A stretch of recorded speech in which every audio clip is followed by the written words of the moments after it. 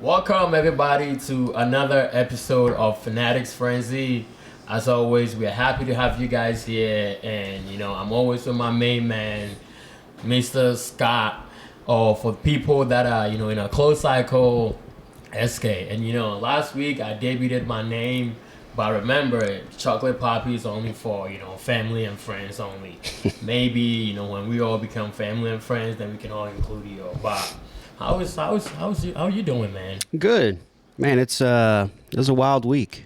Wild week of sports. A lot of strange things going on, and we'll get into some of that here in a minute. But doing good. This weekend I was out in the cabin with my friends, and literally I was trying to enjoy some time, but he kept texting me about football, how Texas Longhorns has the best defense he's ever seen in his life. I just wanted you to be safe. I didn't want it to be like that movie Get Out. Oh my God, where you were with a bunch of white folks and couldn't get out of your cabin. That's true. But we had a great time, out in Oklahoma, and it was pretty fun. But today we have action-packed and jammed, things that we're going to talk about today, and SK is going to take it away, in the beginning, and, going to blow us away today. So what you got for me today? Yeah, so I know you were kind of out at the cabin, so didn't know how much you saw, and there were just some wild things going on. I've got a few that we're going to cover in kind of no particular order, but just kind of want to talk about them, get some opinions. We obviously rivalry weekend was last week, so best weekend in football ever. It was some of the scenes that we saw. One of the things that I could not wrap my head around. The topic that I wanted to cover is all the teams planting flags, and we've seen it every year. Several years ago, Baker did it at Ohio State. At the Red River rivalry, they always do it. But when I was watching it, I'm thinking, okay, this happens, but it hasn't happened like 5-6 times in one day weekend. And I looked at it, and how many of those rivalry games where the home team should have defended their field, lost. So that's what really spurred everything. If you don't want somebody to plant, their flag on your football field, win the damn game. That's all. Win the game. I mean, it started, you had the Michigan-Ohio State game. Well, they get into a brawl. You got guys not even in uniform grabbing parts of the flag and running around the field. I was watching the Ohio State showed more effort and fight in that game than they did in the trenches against Michigan. So they were trying to defend their field better than they defended, Michigan. Michigan in the run. They can't go. They don't know what a forward pass is. No. And they still found a way to beat Ohio State. Let's not. We're going to get into that game anyway, so we will keep it for when we get there. But a couple of the others, I was NC State and North Carolina. I saw a guy grab the flag and he javelined it into the crowd. I mean, that's right. Just some of the most random, and then they got all the way to the Texas A&M game, and Sark pulls his guys off the field before it happens. But I mean, just what I want to get out of this is just quick opinions. Okay. So out of all these, just, we'll kind of talk quickly through it so we don't, spend too much time on them. Personally, I think it's part of the game. Very well the other team has done it at the other team's house. That's true. When they won. So now it's become a problem. In my opinion, if you lose the game, get off the field. The other team's going to celebrate. What do you think? 100%. Listen, like I said, if you don't want somebody to plant their flag on your football field, win the game, and that will not happen. But if you play soft, I don't want to see you act hard and all of that after the game and try to, fight people and all of that. But rivalry weekend, that's why I think I asked you this before. What do you like, NFL or college football? And then you said college football because college football is more. This weekend is why we love college football. Because here's the thing, I went to Texas Tech, and if Texas Tech is playing, I can say I am a part of that team. I mean, I like the Dallas Cowboys, but Texas Tech is part of who I am because that's where I went to school, got my degrees and all that kind of stuff from. So there's a sense of pride that comes with it when I watch those kind of games. And if I watch Texas Tech, I feel like I am a part of that team. So this is why we love college football. And I think the flag planting. Hey, it's gonna happen. Yeah, y'all should just be lucky. That one of these days we're gonna catch Texas.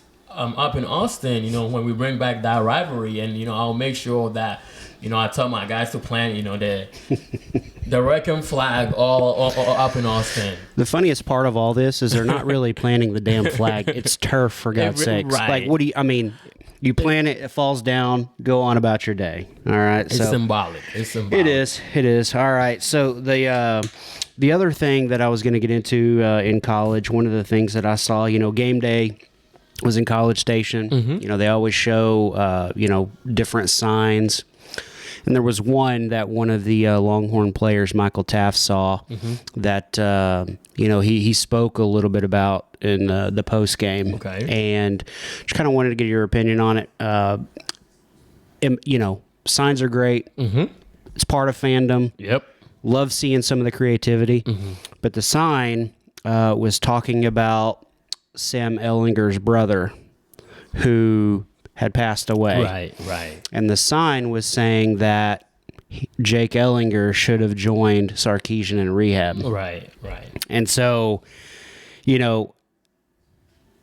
rivalry games, everybody, social media, you love it. And then everybody's like, oh, they're classless. They always, they'll talk about the Longhorns fans being, kind of that mentality of better than everybody. And, what's your opinion on kind of where, did it cross the line? Are we okay with it? What do you think? So, to be very honest, I think, there is a fine line, between being, rooting hard for your team and trying to antagonize the other team, and you going a little too far. Yeah. If somebody's dead and, that's a little insensitive, I don't think, that is something that we should be proud of, or you should try to, make another person feel bad about it, or, so I think that's crossing the line. That is crossing the line.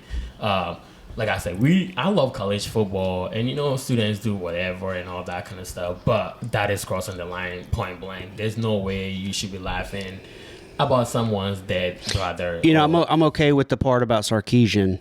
That part of it, right. He's still there. He can defend himself, obviously.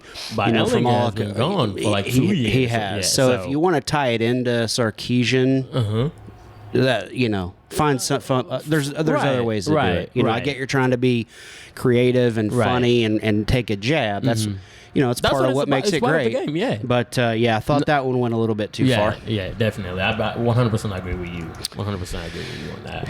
Well, let's kind of flip over to the NFL because there was some no wild fun league. Yeah, the no fun league, and there was some fun going on. We'll start with the no fun. Obviously everybody talks about we mentioned fantasy football a few times. Haven't got into those yet, and we will, but Christian McCaffrey just cannot seem to keep his legs underneath him, and to couple that, a lot of people picked up Jordan Mason, and he had been doing well, but now they're both out. Yep. So, what do you think about McCaffrey long term? How it affects the 49ers, and really, do you think it's that big of a deal this year since they've turned out to be really a piss poor team? Here's the thing. So I've been listening to a lot of the commentary going on about it, San Francisco 49ers, and I agree with some part of people saying maybe with their aging roster and all of that, they should start rebuilding that team, because one, you have to pay Brock Purdy this offseason sooner than later, and Brock Purdy is probably going to want like 50 to 55 million a year. I'm sorry, but that is not a 50 to 55 million a year quarterback. You don't want to tie yourself that down to a guy that is not going to elevate your talent. Okay, when they had that All Pro and all that stuff last year, when everybody was healthy, you could see that he was performing well, but every time that his All Pros are not around, they're not. But tying that to McCaffrey and all of that, McCaffrey and everybody on that team is aging. Okay. Trent Williams sat out this offseason, didn't show up, and he, finally got his contract restructured or whatever, and he's hurt. Yep. The receiver, Brandon Ayuk, held out of camp, showed up, didn't do anything, got his money. Guess what? Got hurt. Okay. What's the other receiver? Debo Samuel. He's been up and down. He's had all kinds of things. He's been pedestrian this year. Okay, he's been okay, just okay. So if you look at their roster, and even on defense, all the guys on there, Fred Warner and all that kind of stuff, they're all getting old. I think they should start thinking about rebuilding that team. So yeah. We feel bad for McCaffrey. Nobody wants to see anybody injured. I mean, but the point is, everybody's getting old. You can pay these guys what the market is, because if you tie yourself to that kind of money, or you tie yourself to the player with that kind of money, I mean, it's not gonna go well. It's a recipe for disaster. So yep, 100%. Well, hopefully, he gets the treatment he needs. The Jordan Mason thing, he was coming on, and I really was happy for him getting some chances there. Here's the thing, though, as a fan, and this is what this podcast is about, Fanatics Frenzy. As a fan, I'm not happy about the injury, but I'm happy that San Francisco 49ers are breaking apart. I am so freaking happy.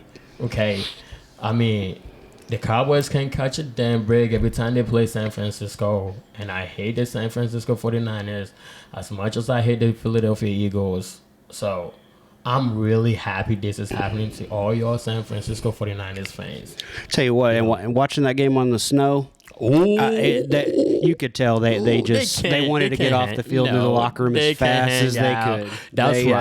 That's right. This is not LA. Yeah, okay. Weren't wearing the right shoes, guys slipping, and the Bills. Again, it's snow, guys are sliding a little bit, but man, they you could tell they've been there. Oh yeah, and, it was a good sight to see. All right.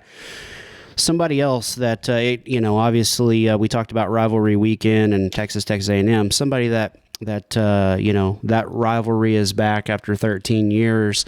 Somebody that kicked that field goal the last time they played, Justin Tucker. Ooh. It's one of those things where you have somebody who's been so consistent for so long, and we've seen some of the best athletes, at times struggle. My thought is, obviously you watch it, he still got the leg strength. It's a mechanical issue. Yep. Does he get it figured out before the Ravens get into the playoffs? Because those kicks are gonna, obviously he missed 3 kicks last game. Listen, they're gonna cost him in the playoffs. Listen, Justin Tucker has lost the Ravens a few games this year, or even the ones that he didn't, they had to make it up. We can't have that. Situational football. We all talk about situational football and all of that, and decision making. But I messed up with the head coach, because before, if you trust him with, it's a trust issue. Yeah, if you trust him with, it's Justin Tucker. Let him kick a 55-yard field goal. So maybe let's just get 2 yards out here. Now the play calling and everything changes. Everybody talks crap about kickers, about how they don't get touched, they get touched, blah blah blah. They make this X amount of money. They're not really hitting hard. They're not football players. And if they're struggling, just get another one. Yeah, just cut one, pick up another one, because there's plenty on the street. Right, but the thing is, Justin Tucker is 35 years old, and he's been there, done a lot, made a lot of money. He has 5 first team all pros. I mean, the guy is a legend. But Mr. Tucker, I think it's time to go. Well, and that's what I was gonna kind of get to, because in my opinion, what I think they should do is that they've come out publicly. Harbaugh has. We trust him. We're going to need him. He kicked a 50-yard field goal. Right. In my opinion, what they should do is they're not going to get rid of him this year. They're going to roll. And again, if they get into the playoffs and it costs them a game, then it will. Cause, you never know. Maybe he gets hot at the right time and gets back to normal. But what I was going to say is, I think you bring in a couple of guys and put him through practices, try him out, just to kind of get that mentality for Tucker to lock in, because he's competitive, he's in a position where he's not, if a quarterback's in there and he's throwing 3 picks a game and he does it for 3 or 4 times, he's going to be there because he's supposedly, well, it depends on who it is, obviously, but let's say it's Dak Prescott and he goes through 5 games and he throws. Why got to be Dak? Why it has to be Dak? I love picking on Dak. Yeah, why can't it not be Jalen Hurts? Actually, let it be Jalen Hurts. Yeah. But, to your point, this game was a 5-point game. Yeah. Okay. And he missed at least 3. I know he missed an extra point for sure, and he missed 2 field goals. Okay. That is 7 points. They lost the game by 5. Mm-hmm. Do the math.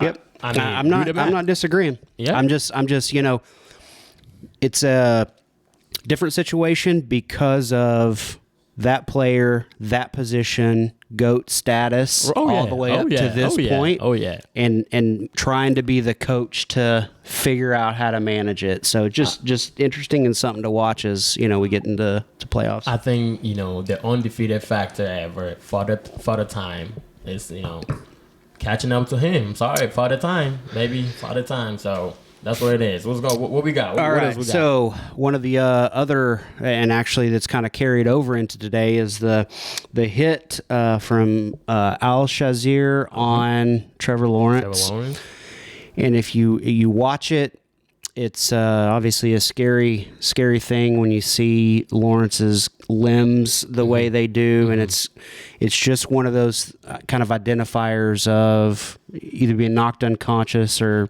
close to it, and just kind of no motor control at that point. So everybody agrees that it was a dirty hit.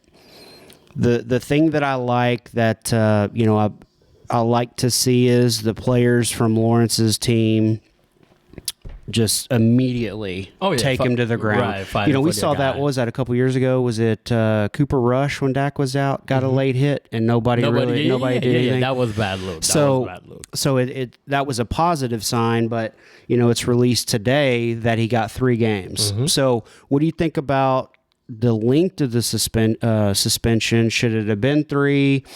Should it have been 2? Should it have been 1? Do you think it's too much? What do you think? Listen. Football is a contact sport, okay? And we've had instances where quarterbacks wait till last minute to go down.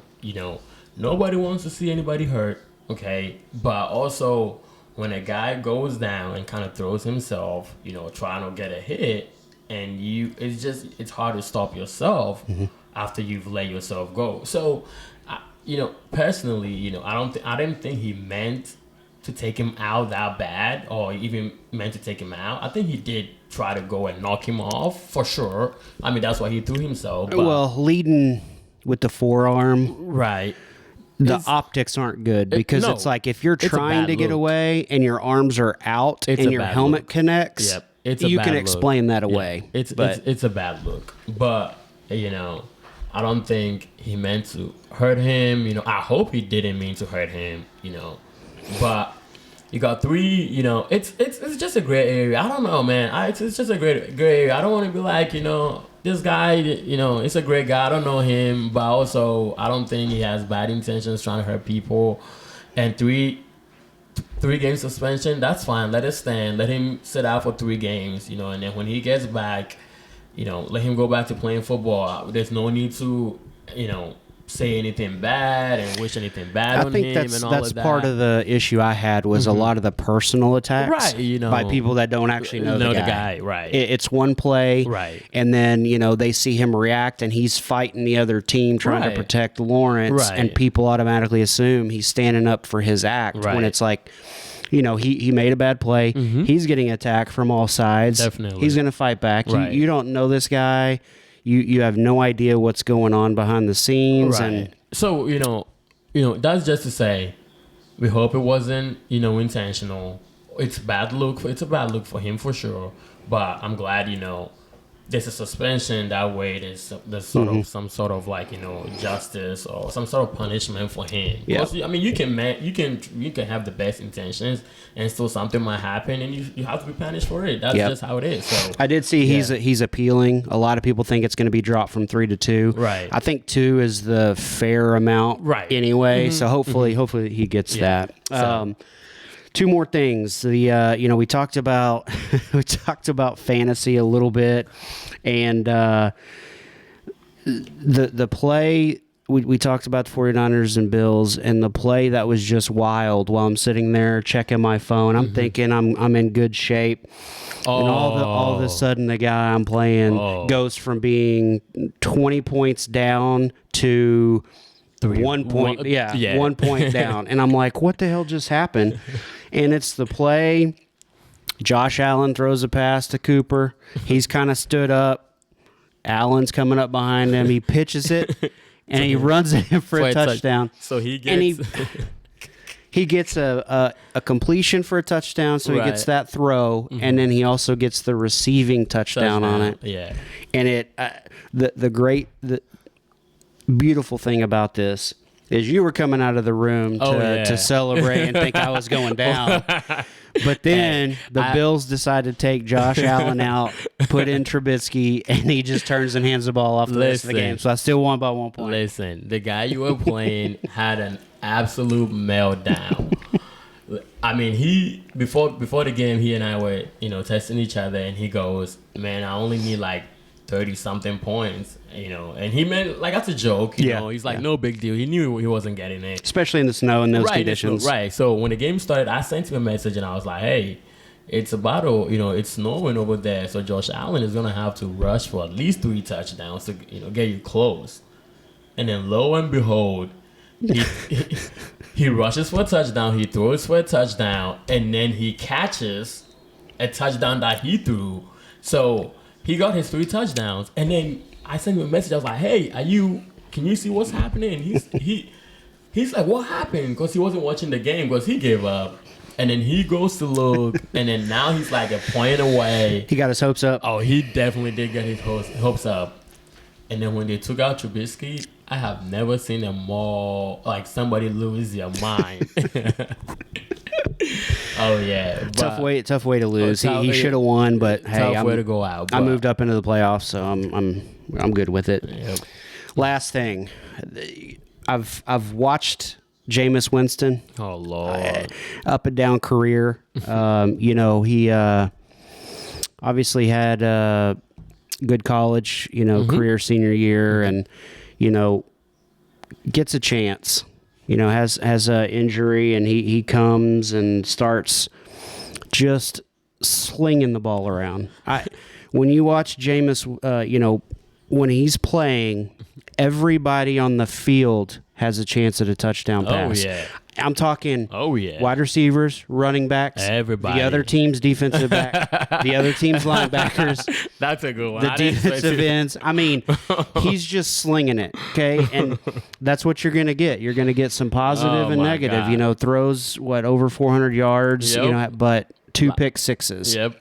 And so 497. Yeah. But when you see his press conferences and you think back to Jameis and some of the quotes he had, and I wrote down a few things, kind of like the top Jameis moments that I remember. Right. I know there's more out there, but then he says in his press conference that he's praying to God to deliver me from pick sixes. Who says that? I'm just like, wow. Like the guy, and you may not remember some of this, but he did the thing in the huddle where he made a W, and he was talking about eating the W's, and he's licking his fingers. Accused of stealing crab legs when he was a quarterback at Florida State.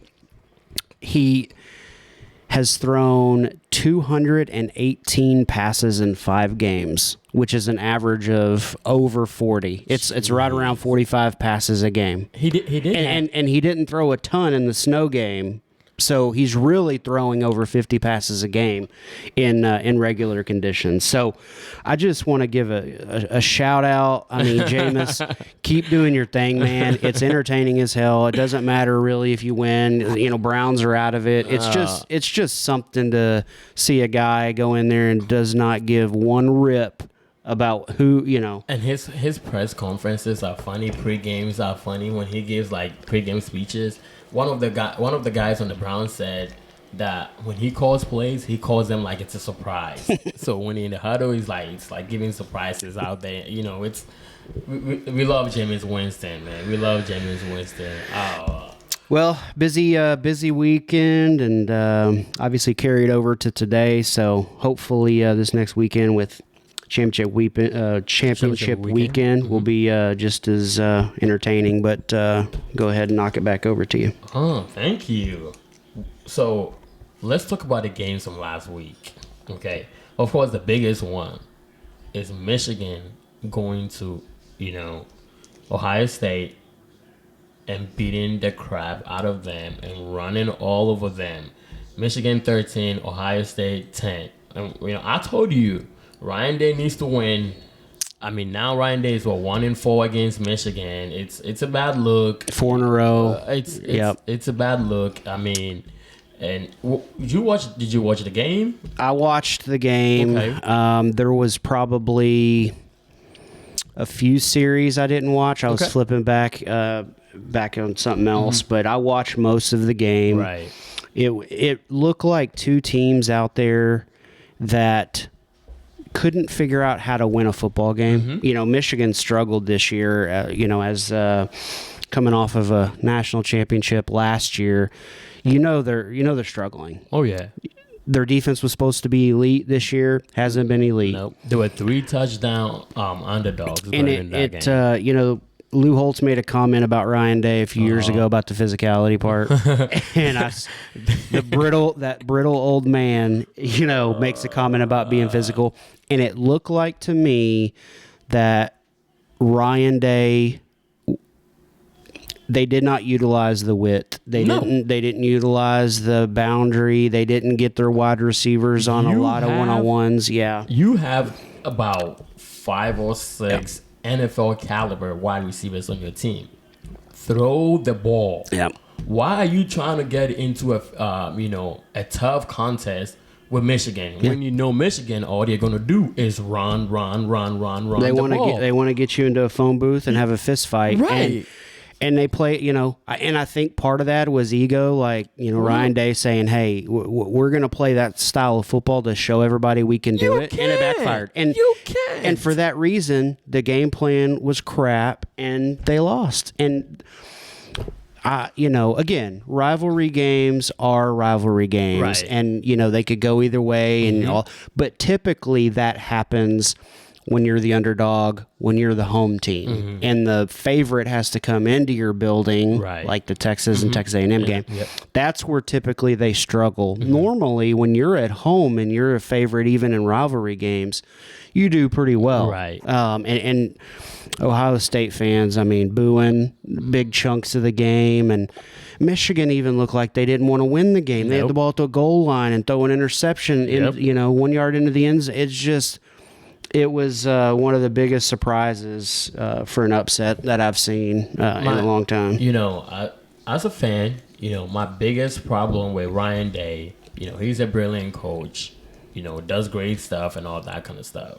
But if I'm an Ohio State fan and just a fan of college football in general, watching Ryan Day, last week when they played Indiana, they had the ball, they were going to kneel the ball. And then he had his quarterback sneak it in. And then after that, after the press conference, we want to leave no doubt. Yeah. All that kind of stuff. Yep. And then back to you talking about Lou Holtz. I watched the game when they beat Notre Dame. And then, I played that press conference a lot of times. So I thought that was brilliant. He talks about physicality, all of that kind of stuff. He talks a big game, like a big, tough team game. But you are not tough. Your team is not. Yep. You are a past team. You have Emeka Ibuka. You have the freshman Jeremiah Smith, who is brilliant. Throw the ball. You don't need to get into all that kind of stuff, And I don't feel bad. I really don't feel bad for them. Based on the game plan, I mean, I don't feel bad at all. It wasn't like they lost. They did lose their quarterback for a couple series, but actually not a couple series. It was one series, a few plays, but he ended up coming back. It was just fine. It wasn't like they were riddled with injuries that game where it was an uphill battle. They forced. It was like they were trying to fight with one arm tied behind their back, and the one arm behind their back was Ryan Day. It was rough. Now, the game that you love so much, Texas going into their house, going over to their trap and taking over their trap. 17-7, Texas 17-7, Texas A&M. The Lone Star Showdown, rivalry back, and what a time, Texas A&M has been in the SEC for over 10 years, having made it to the SEC championship game, and they have a way to go there, and they have to beat Texas. And the first year Texas is in there, they beat Texas A&M at Cal Field to go to the SEC championship game and tell you have been in here, you can make it, and we get in here, we beat you guys, and we go there. The first year that we're here. How brilliant is that? I mean, it just shows you how quickly Sark has built an SEC style roster. The biggest thing is the depth, because A&M has some good players. They have a good football team. The problem, if you watch a lot of that, is throughout the third quarter into the fourth quarter, they weren't able to substitute 3 and 4 defensive linemen at a time. Texas was just leaning on them and mashing them. Over 220 yards rushing. They were just able to play more physical defensive line. They were able to rotate even on the 4th and goal from the goal line. Ethan Burke had just come on the field and fresh, healthy, blows into the backfield and blows that play up. But it was a physical, dominating win.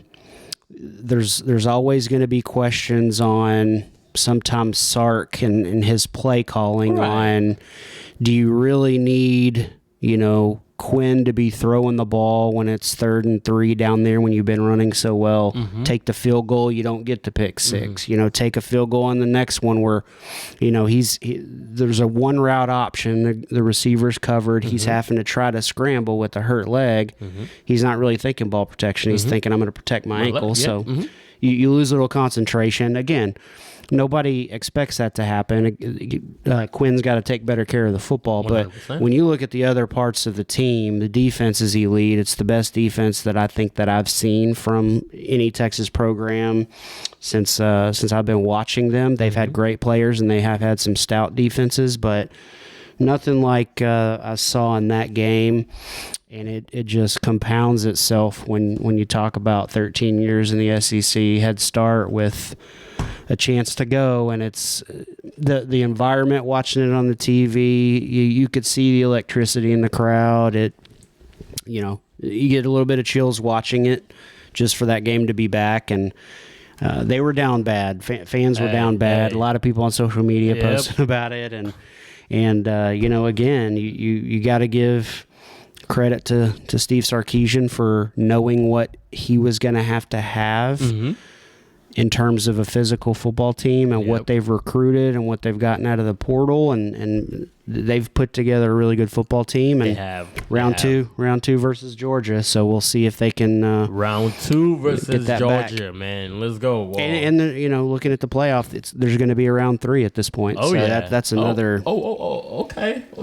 Well, that's if Georgia beats who they're supposed to beat. I don't know, man. I don't trust Georgia, man. But let's go. Championship weekend, and of course, the biggest one of them all, SEC championship game, the Georgia Bulldogs and the Texas Longhorns, with Texas 2.5 point favorites at the Mercedes-Benz Stadium in Atlanta, Georgia. Yeah, it's a virtual home game for Georgia. I think the one thing that Texas has that they do well is obviously they have people with deep pockets. They travel well, so I don't think it'll be 80-20. I think the best Texas can hope for is probably a 60-40, and it's probably going to be somewhere between 70-30, 60-40, somewhere in there. So still going to be a virtual home game for Georgia.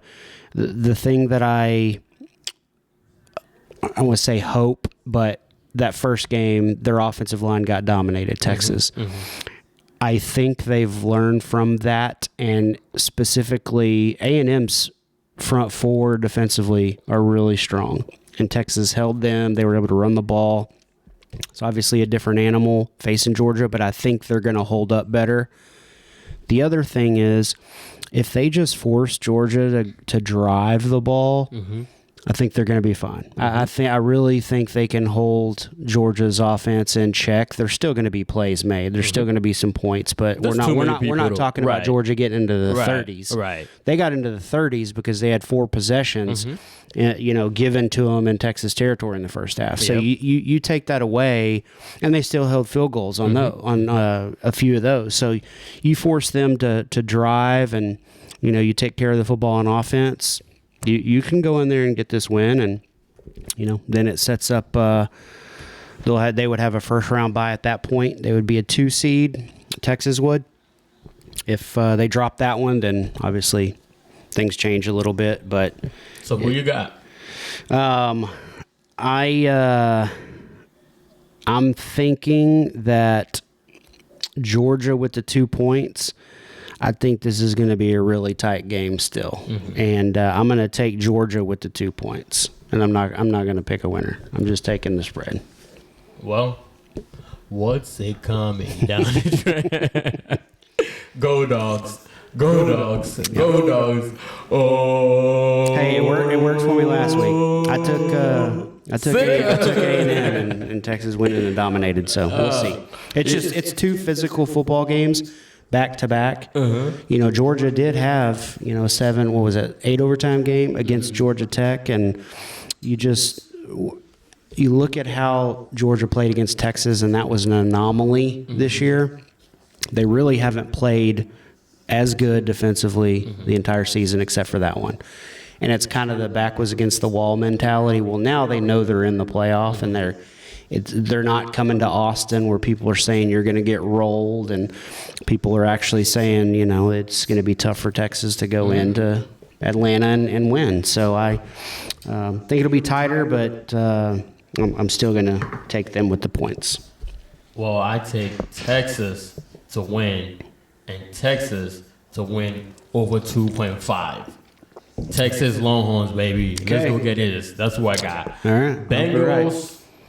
Oh, before we get into that, Big Ten championship. Okay, Penn State and Oregon. Oregon are 3.5 points favorite. To be very honest, I'm surprised that it's just 3.5. And here's Dylan Gabriel. He's gonna light up that. Penn State has a good defense. Don't get me wrong. Penn State has a good defense, but Penn State's offense. I watched that game. Penn State when they play a top, top 5 team doesn't know what to do. That's just crazy. So I'm surprised it's 3.5. my hot take is Penn State on this one. To cover? Yeah, because nobody is giving them a chance. Right. They haven't beat anybody in how long? And forever. It's always they get one big game a year and they blow it, or 2. They have played a couple of ranked teams. Was that last season or season before? They're always a 1-loss or 2-loss team. I am going to take Penn State to get this one done. I just think that Franklin is going to finally be able to use enough to his players to get them to win an ugly game. I don't think Penn State comes out and blows them out or scores a ton of points. I just think the defense does enough to get Oregon's offense off track to where they're able to actually finally win a top game. You have Penn State finally getting it done. Yes. Oh, well, here's the thing. And here... It's a surprise to a lot of people. Right. You hear everybody talking, it's only 3 points, it's only 3 points. What's the deal? if you follow Vegas and the way they set some of these, there's a reason for it, and nobody is going to know it. No, Conspiracy theory. But when the analytics go out and they set these spreads, it won't surprise me if that number goes up because the money's going to be to Oregon, and then they're really going to have a chance to cover. But I just think when they set these spreads this close and everybody's talking about Oregon and you're in and you're not going to have to worry, and they're playing Penn State, who's not very good. They're just kind of a, decent football team who loses again. Eventually, there's going to be a time when that gets tiring to hear to the players, and I think this is it. Okay. Well, I hope James Franklin can finally get it done against a top 5 opponent. But history tells us he won't. Okay. I'm going Oregon. I love the favorites in this week. I'm going to Oregon to win over 3.5. I don't think it's gonna be massive. I think they probably win by 6 points. Oregon win by 6 points, but I like Oregon in this game. That's where we put in the money, the house on. All right, don't holler at me when I'm homeless next week. Last game, the Cincinnati Bengals are 4-8. And on Monday Night Football, they're coming to Arlington, Texas to play the 5-7 Dallas Cowboys. And the Bengals are 6-point favorites. That is blowing my mind. The Bengals defense sucks, okay? I think Cowboys defense are going to wreak a little bit of havoc. They're going to sack Burrow a few times, okay? Overshawn is playing out of his mind. Michael Parsons got, I think, a couple of sacks last week. If we get Diggs back this weekend, we get some of our healthy defensive backs, cornerbacks back this weekend. I think I have Cowboys getting it done. I think the Cowboys get their second home win of the season. Okay? Yeah. I think the Cowboys put it on Bengals on Monday Night Football. Well, don't forget who's going to be there on Monday. Troy Aikman and all that crap he's talked about the Cowboys this year. About how the receivers he should. I think, the reason, if you watch the Bengals play the last few weeks, they can score points with the best of them. They can score. It actually doesn't surprise me that they are that big of a favorite, even with their record, because if you watch some of the games, they have just had one massive mistake. Even last week, they against Pittsburgh, they had he had the fumble. They got returned for a touchdown. And it's been that way in several games for them. They are 4-2 when they've scored over 33 points. The rest of the league is like 54-1. So I can see them blowing the Cowboys out. I'm not saying they will, but I like Cincinnati to cover this one. Again, it's 6 points. I don't think it's going to be like the last home games that they've had outside of, obviously, they got the one on Thanksgiving Day. But, again, we're talking against, one of the better offenses in football. And Cowboys do have some issues when you talk about the back end of that defense. So I don't think they get enough pressure. I think Burrow has more time than he's probably had in the last few weeks to throw the ball. And Jamar Chase is on my fantasy team now after that sweet trade. So we all know what this is all about. Mom was right. Mom said fantasy football has ruined football. And, Mom was right, because why, as a Cowboy fan, are you rooting for Jamar Chase to have a big game against your team? It's all because of fantasy. Here's what you got to do. Okay, we've talked about this outside the podcast. You got to start putting feelings aside when you're talking about going against the spread in Vegas and all that. That's where people make the mistake. You got to stay This is smart. Fanatics Frenzy. We are crazy fans over here, and that is what we do. We always in our feelings. That's right. At the bottom of your screen, you'll see a 1-800 bankruptcy number here in a little bit. Oh, now that is a great way to end this podcast today. Of course, as always, don't forget to listen on Apple Podcasts, watch on YouTube, follow the YouTube channel, like, subscribe, comment, tell us what we're doing well and what we're not doing very well. We appreciate the support. You have any last words for the people? Anybody listening, go into the comments. Give us a top 5 list that you want us to cover. Okay, that maybe you're thinking about. Give us a top 5 list for next week. And then next week we will debut the top 5 list from one of our viewers and listeners. Thank you very much. Enjoy the rest of your day.